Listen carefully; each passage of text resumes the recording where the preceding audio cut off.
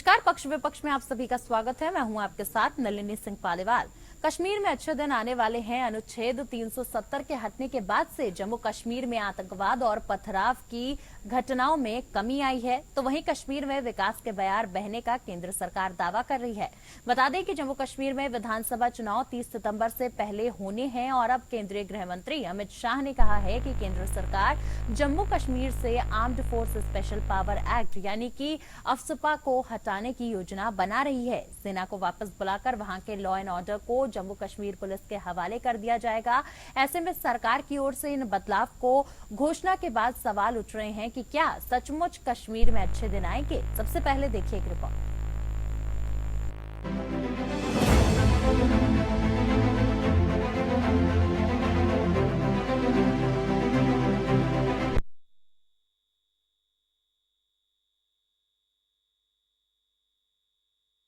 अब विधानसभा चुनाव के बाद जम्मू कश्मीर से arms force special power act यानी अफस्पा को हटाने पर विचार किया जा रहा है। गृह मंत्री अमित शाह ने कहा है कि केंद्र सरकार जम्मू कश्मीर से अफस्पा को वापस लेने पर विचार करेगी। दरअसल अफस्पा कानून के तहत सुरक्षा बल किसी के भी घर में किसी भी समय बिना वारंट तलाशी ले सकते हैं। इतना ही नहीं, अगर सुरक्षा बलों को लगता है कि उग्रवादी या उपद्रवी किसी घर या बिल्डिंग में छुपे हैं तो उन्हें वो ध्वस्त भी कर सकते हैं। ऐसा करने पर सुरक्षा बलों के जवानों पर कोई कार्रवाई या मुकदमा भी नहीं चलाया जा सकता जब तक केंद्र सरकार उसकी मंजूरी न दे। अब केंद्र सरकार की योजना केंद्र शासित प्रदेश या जम्मू कश्मीर में सैनिकों को वापस बुलाने और कानून व्यवस्था को अकेले जम्मू कश्मीर पुलिस पर छोड़ने की है। अमित शाह ने कहा कि पहले जम्मू कश्मीर पुलिस पर भरोसा नहीं किया जाता था, लेकिन आज वे ऑपरेशन का नेतृत्व कर रहे हैं। इस दौरान अमित शाह ने पीओके को वापस लेने की बात कही। केंद्रीय गृह मंत्री अमित शाह ने कहा कि बीजेपी और पूरी संसद दृढ़ता से इस बात को मानते हैं कि पाकिस्तान अधिकृत कश्मीर पीओके भारत का अभिन्न अंग है। वहां रहने वाले मुस्लिम और हिंदू दोनों ही भारत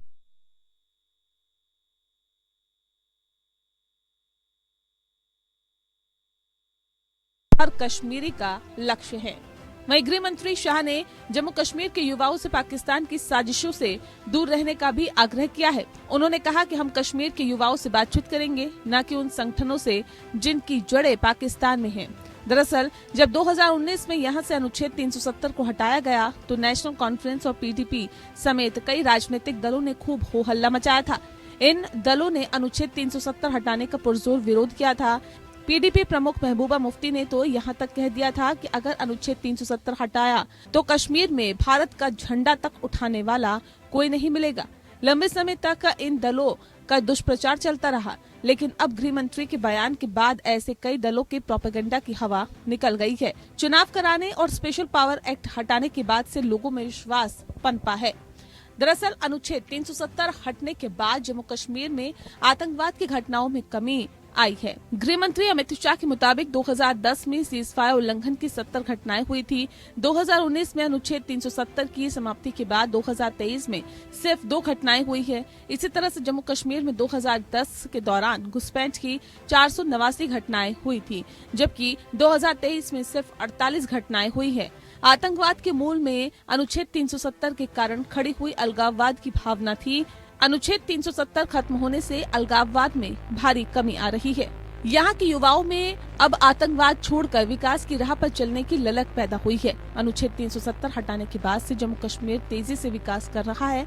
केंद्रीय गृह मंत्री अमित शाह के अनुसार अनुच्छेद 370 खत्म होने के पहले जम्मू कश्मीर का जीएसडीपी 1,27 करोड़ रुपए हो गया।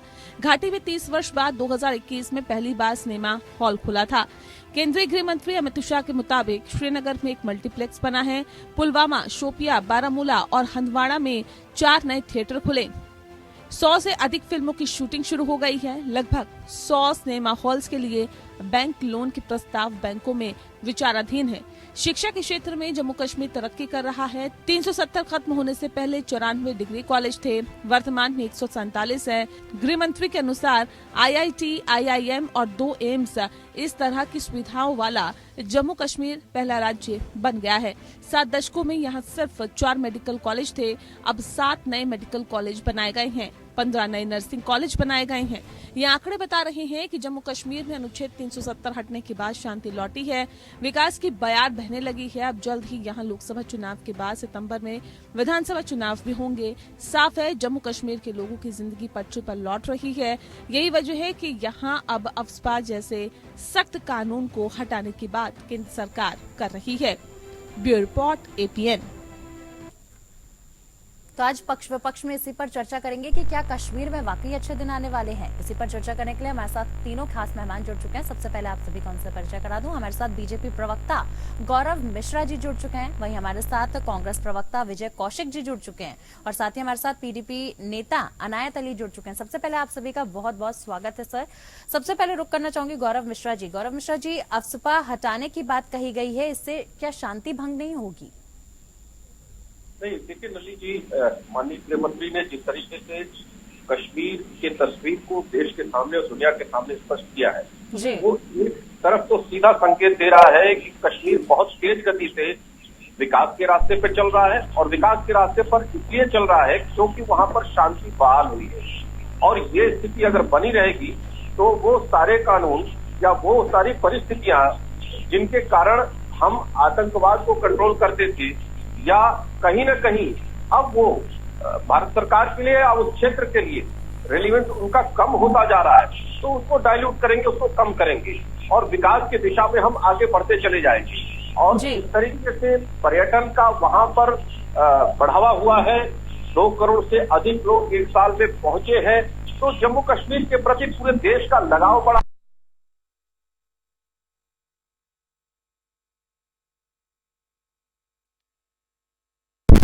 जी, मेरी आवाज आ रही है? जी गौरव जी, आ रही। मुझे लगता है कि अब अफस्पा जैसे कानून की भविष्य में आवश्यकता नहीं रह जाएगी, क्योंकि मानसिकता जो है वहां के युवाओं की, वो जम्मू कश्मीर को आगे बढ़ाने की है, विकास के रास्ते पर आगे ले जाने की और विकसित भारत के संकल्प में अपना योगदान देने की है। और वहीं ऐसे लोग जिनका संचालन, जिनका रिमोट कंट्रोल पाकिस्तान में हुआ करता था या फिर वो विघटनकारी अलगाव वाली ताकतों के साथ जुड़े रहते थे, उनको हम अभी भी चिन्हित करेंगे, भविष्य में भी चिन्हित करेंगे और उनके विरुद्ध वैसी ही कार्रवाई होगी जैसी होती चली आई। ठीक है, हमारे साथ अनायत अली जी भी बने हुए हैं। अनायत अली जी, आपकी पार्टी तो हमेशा से कहती आई, चाहे PDP हो चाहे NC हो, हमेशा से कहते आए कि जम्मू कश्मीर से अफस्पा हटना चाहिए, तो अब इस कदम को आप कैसे देख रहे हैं?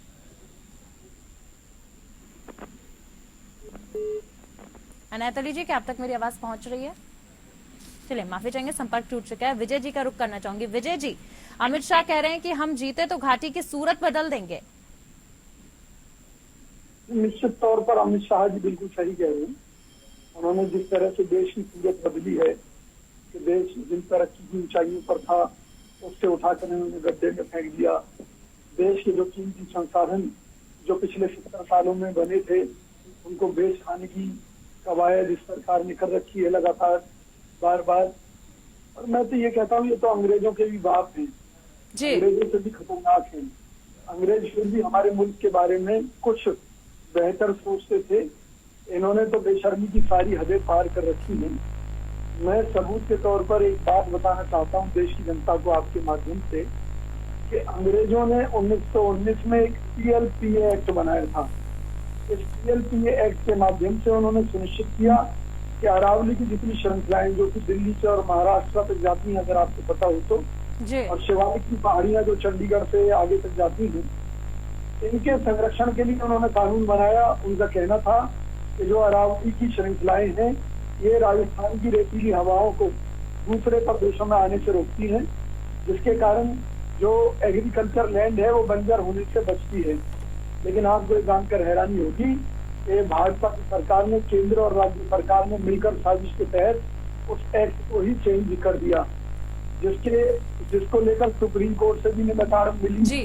तो समझ जाइए यही खेल जम्मू कश्मीर को लेकर चल रहा है। वहाँ के जितने भी विपक्षी दल हैं उन्होंने आरोप लगाया है सरकार पर कि वहाँ जो कश्मीर के अंदर जो कीमती खनिज और धातुएं हैं उनको पूंजीपति मित्रों के हाथ में देने के लिए ये 370 हटाई गई थी, पहली बात। दूसरी बात, मोदी जी कहते हैं, अमित शाह जी कहते हैं वहाँ कुछ सामान्य हो गया, तो सुप्रीम कोर्ट के बार बार पूछने के बाद भी कि भी आप चुनाव करा रहे हैं, अभी तक सरकार ने एक भी जवाब नहीं दिया है। भाई जब सब कुछ वहाँ पर अच्छा है तो चुनाव कराने में क्या दिक्कत है? कहते रहे सितंबर तक चुनाव कराएंगे विधानसभा के। मेरी बात सुनिए ना, सितंबर कब आएगी, कब जाएगी?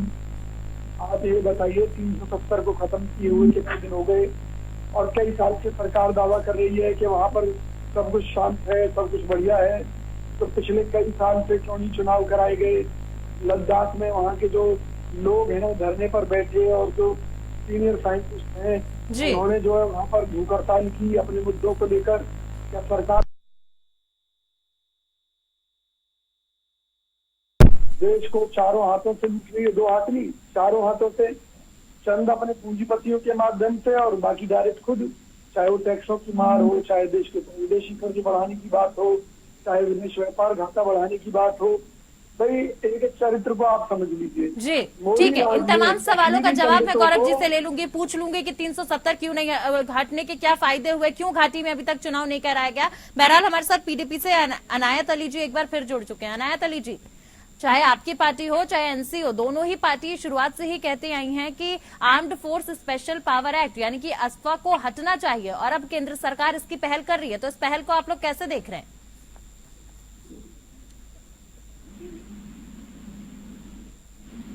अनायत जी, आप तक मेरी आवाज पहुंच रही है?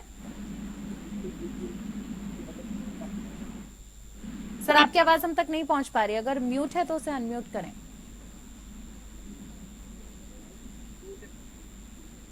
चलिए हम दोबारा संपर्क साधने की कोशिश करेंगे। गौरव जी, जल्दी से गौरव जी सवालों का जवाब दीजिए। कहा कि अगर इतना ही शांति अमन घाटी में था अभी तक, तो आखिर घाटी में अभी तक चुनाव क्यों नहीं कराए गए?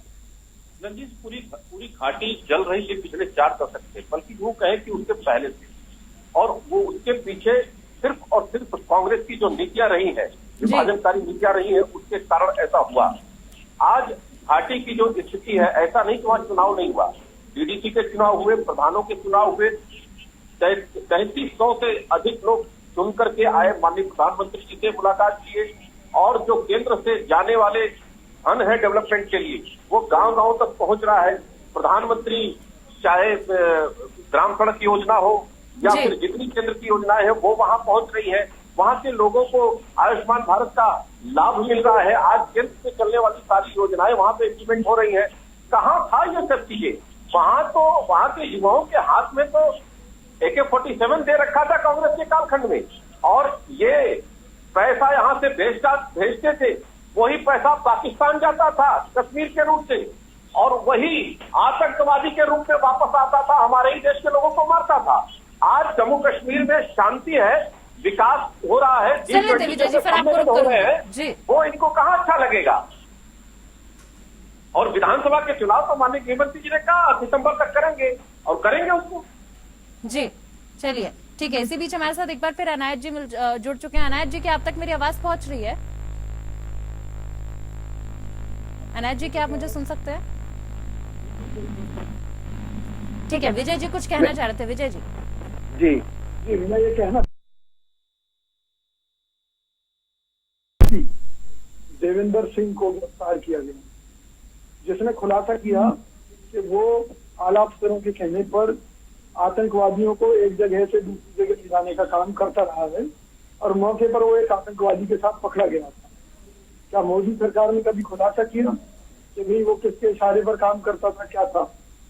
हमें जो जानकारी मिली है उसके मुताबिक जो पुलवामा अटैक था वो एक सुनियोजित षड्यंत्र था, जिसमें मोदी सरकार की भूमिका संदिग्ध है, आज तक संदिग्ध है जी। इसके अलावा जो वहाँ के हालात हैं, एक तरफ सामान्य बताते हैं, दूसरी तरफ वहाँ सेना बढ़ाने पर कभी विचार करते हैं, कभी कुछ करते हैं। एक तरफ ये कहते हैं कि वहाँ जितने भी विपक्षी दल हैं सब देशद्रोही हैं। फिर मोदी जी उन सबको बुलाकर दिल्ली में किस बात की मीटिंग करते हैं? जरा बता दो भाजपा प्रवक्ता, क्या इसका मतलब ये है कि मोदी सरकार ने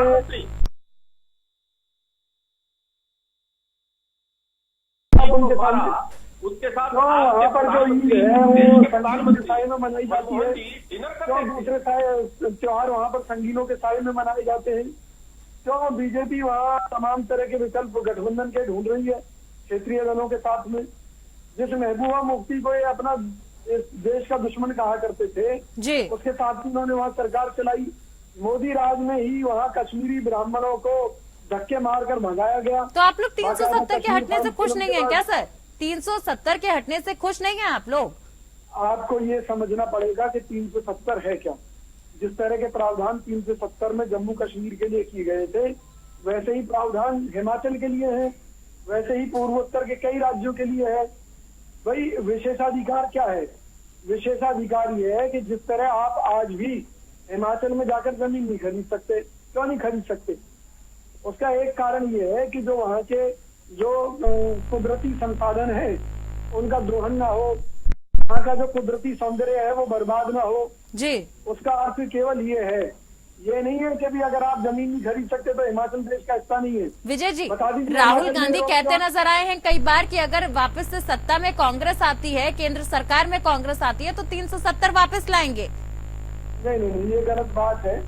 राहुल गांधी जी ने और हमने कांग्रेस पार्टी की तरफ से हमेशा यही कहा है कि जो कानून पास हो चुका है और उसके ऊपर चर्चा करना व्यर्थ है। जो देश के संविधान का हिस्सा बन चुका हो जो कानून, गौरव जी, पर हमारा विजय जी कह रहे हैं कि राहुल गांधी ने ऐसा नहीं कहा है। देखिए, दोनों रथ पे सवार होना चाहते हैं, इनकी हिम्मत नहीं है कि 370 के एब्रोगेशन का विरोध कर दें, जबकि इनके नेता कई मंचों पर कह चुके हैं कि हम आएंगे तो 370 बहाल करेंगे और उसका दंड जनता देती है बार बार। देखिए, पूरे कश्मीर का, पूरे जम्मू कश्मीर का पूरा वातावरण, पूरा वांग्मय बदल चुका है। देश का नागरिक कश्मीर के साथ जुड़ रहा है और कश्मीरी भी देश के साथ जुड़ रहा है, जिसके बीच में इन लोगों ने दीवार खड़ी करके रखी थी और खूनी दीवार खड़ी करके रखी थी। 40,000 मौतों के जिम्मेदार अगर कोई है तो कांग्रेस पार्टी की विभाजनकारी नीतियां हैं। उन आतंकियों को ये इनके नेता अपने घरों में बुला करके बिरयानी और डिनर कराया करते थे। हमारी सरकार ने सबकी सप्लाई लाइन काट दी और जो देश का द्रोही है उसको सलाखों के पीछे भेजा और युवाओं के हाथ में ताकत दिया, शक्ति दिया। आज वो अपने गांवों का विकास कर रहे हैं, अपने क्षेत्रों का विकास कर रहे हैं, शिक्षा का विकास हो रहा है, खेल का विकास हो रहा है, हर क्षेत्र में विकास हो रहा है जी। उसमें ये बाधा बनना चाहते हैं और आज भी वैसे ही विभाजनकारी भाषण और बयान देते रहते हैं। इन्हें अपने नेता के ही बयान का पता नहीं, जबकि हर मंच पे इनके नेता कहते रहे कि 370 हम आएंगे तो बहाल कर देंगे। नहीं, ये तो कह रहे हैं कि कहीं नहीं कहा गया, ना कांग्रेस ने कहा ना राहुल गांधी ने कहा, सीधे मुकर रहे हैं। फिर इनको अपना ज्ञानवर्धन करना चाहिए। नल्ली जी जा करके गूगल करे, देखे क्या बोले हैं, दुनिया भर के वीडियो से मिल जाएंगे, ऐसे बयान मिल जाएंगे। ये तो पूरा देश जानता है। और 370 के खिलाफ में सुप्रीम कोर्ट गया कौन था, कौन केस लड़ रहा था वहां पर, सुप्रीम कोर्ट ने किसको भगाया वहां से, ये भी इनको जानकारी नहीं है। अरे यही लोग गए थे, इन्हीं के नेता गए थे, इन्हीं के लोग जाकर के खड़े थे कि ये गलत है। बीजेपी माननीय उच्चतम न्यायालय ने खारिज किया। लगते हैं विचार करेंगे और किसी कानून को बदलने में बड़ा फर्क है। अगर देश की जनता मांग करेगी कि भाई किसी कानून को बदल दो तो निश्चित तौर पर कांग्रेस पार्टी से बदलने का काम करेगी, लेकिन जनता नहीं चाहती तो नहीं करेगी कांग्रेस। इनकी उसमें क्या बात है? हमारे देश भक्त कांग्रेस पार्टी ने कभी नहीं कहा कि हम अधिकारियों खत्म कर देंगे। जेलों में बंद किया, कर्नल पठानिया के साथ उनके पूरे टीम को जेल में बंद कर दिया गया। दिल्ली टीम मेजर कालिया का सर काट करके ले जाया गया इनके कार्यकाल में। ठीक है विजय जी, बहुत देर से कुछ कहना चाह रहे हैं विजय जी। तो देश जानता है इसको। जी सुन लीजिए, मोदी सरकार में एक भी आतंकवादी को फांसी हुई हो तो बता दो। कांग्रेस सरकार के समय में चाहे अफजल गुरु हो चाहे दूसरे आतंकवादी हो, उनको फांसी दी गई, पहली बात। दूसरी बात यह है, हमारे प्रधानमंत्री नवाज शरीफ के यहाँ देश को बताए बगैर बिरयानी खाने नहीं गए थे मोदी जी की तरह। मोदी सरकार मोदी जी चुपके से गए और नवाज शरीफ के यहाँ पहुंच गए बिरयानी खाने। मोदी सरकार उनकी मां को साड़ी पेश करने के लिए जिन्ना की मजार पर चादर चढ़ाने नहीं गए, अडवाणी जी गए थे। बीजेपी कहती कुछ है करती कुछ है, बगल में छोड़ी मुंबई राम यही बीजेपी का काम। हम इंतजार जम्मू नहीं करते, कश्मीर पर एक तरफ डोजियर नहीं खेलते, और जब चुनाव की बात आती है तो कहते हैं सितंबर में करा देंगे, अगले साल करा देंगे, तब करा देंगे। अरे भाई, आपने ये कहा था कि आप कश्मीरी पंडितों को फिर से बसाएंगे। पिछले 10 साल में कितने कश्मीरी पंडितों को आपने वहां पर बसाया है, एक भी बता दीजिए। बल्कि मोदी राज में कश्मीरी पंडितों को धक्के मारकर बाहर निकाला गया, वो खबरें तक मोदी सरकार ने दबाने का काम किया। कांग्रेस राज में मनमोहन सिंह जी के समय में बाकायदा कश्मीरी पंडितों के लिए कॉलोनी बसाकर उद्घाटन करके उन्हें बसाने का काम किया गया। मोदी सरकार में तो कुछ भी नहीं हुआ। हकीकत ये है, मोदी सरकार कभी इन खबरों को बाहर नहीं आने देना चाहती, न लाती है, जिससे कि इनकी कलई खुले।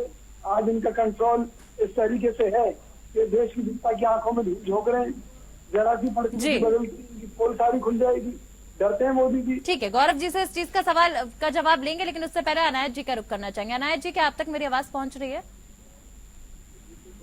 सुन रही है मेरी आवाज? जी अनायत जी, आप लोग तो लंबे समय से अफवाह को हटाने की मांग कर रहे थे और अब केंद्र सरकार ने, यानी कि अमित शाह ने कहा है कि अगर हम सत्ता में आते हैं तो केंद्र सरकार इसको हटाने का काम करेगी, तो इस पहल को आप कैसे देख रहे हैं?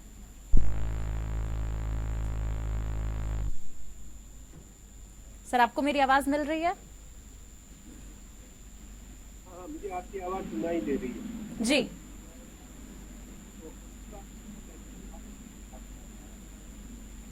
सर, मैं सवाल दोबारा करती हूँ आपसे। मेरा सवाल यही है कि आप लोग, चाहे पीडीपी हो चाहे एनसी हो, एक लंबे वक्त से आप लोग अफवाह को हटाने की मांग कर रहे थे और अब अमित शाह के द्वारा इस चीज की घोषणा की गई है कि अगर बीजेपी दोबारा केंद्र सरकार में आती है तो फिर वो हटाने का काम करेगी, तो इस पहल को आप कैसे देख रहे हैं?